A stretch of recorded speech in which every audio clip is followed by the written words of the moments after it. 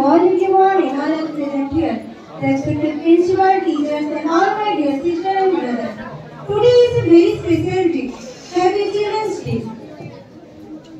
First we looked at what do we mean by child? Child is the age limit of starting from a newborn baby to age limit of 12 years.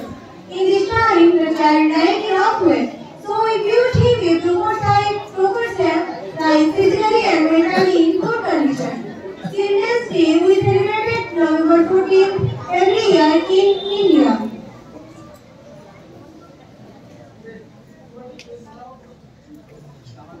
It is the birthday of Pandit Jawaharlal Nehru. Pandit Jawaharlal Nehru was the first Prime Minister of India. He loved children very much and he compared the children to a